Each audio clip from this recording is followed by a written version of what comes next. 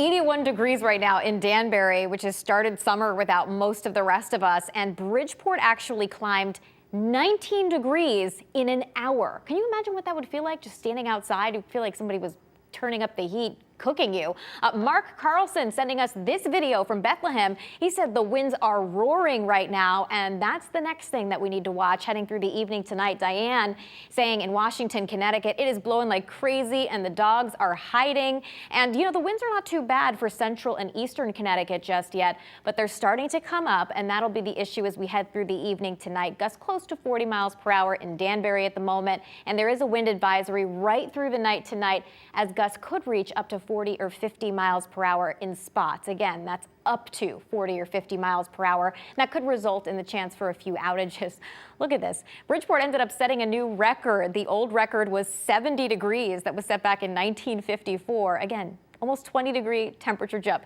80, the current temperature in Danbury, and low 60s in Willimantic. And Groton's like, what about us? We're in the 50s right now and probably going to stay there. Looking to the north, you'll see showers and thunderstorms where there was likely a tornado touchdown in Middlebury, Vermont earlier today. Heading through the evening tonight, the wind is the big story with temperatures dropping back into the 40s. Heading through the day tomorrow, this is going to be the pick of the weekend for sure. Lots of sunshine, but a gusty breeze. High temperatures between about 60 to 65.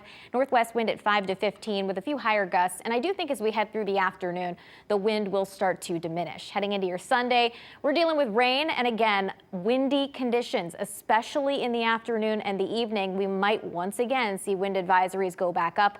High temperatures in the 50s. So here's what the future satellite and radar looks like heading into your Sunday. We might have a dry start to the day, but the rain fills in pretty quickly after that. Even the chance for a few locally heavier downpours in there. And this would be, as the storm system kind of wraps up and pushes out, this would be when we would have the chance for not only some strong gusty winds, but maybe even an embedded thunderstorm in there.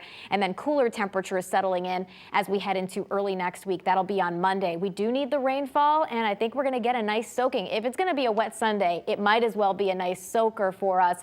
A nice lazy Sunday inside for movies and laundry, which is not really lazy. But we're talking about rainfall amounts that are right around an inch.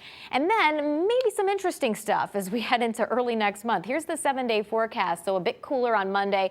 Certainly not cold, though, for this time of year. Highs in the upper 50s to low 60s for Tuesday into Wednesday. Then we're on the weather watch for Thursday. Right now I have rain in the forecast, but snow is awfully close by, and there is a chance that we could see rain flip over to snow, just depending on the exact timing, track, and location of this. So just put that in the back of your mind and keep an eye on that as we head through the upcoming week or so. We almost always have a scare heading towards April Fool's Day. I feel like it's like clockwork every year.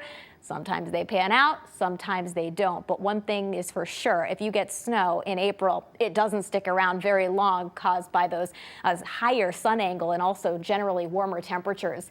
Here's your Shoreline 7-day forecast. Highs in the 50s on Sunday, low to mid 50s with bright sunshine for Monday and also Tuesday of next week. We're close to 60 degrees on Wednesday, back down into the 40s on Thursday with rain. Again, we're watching that possible change over to snow, which obviously would be a little bit less likely along the immediate shoreline, and close to 40 degrees as we head towards this time next week. Again, the U.S. Drought Monitor report does have about 20% of eastern Connecticut in that abnormally dry category, so we'll take whatever rain we can get, guys.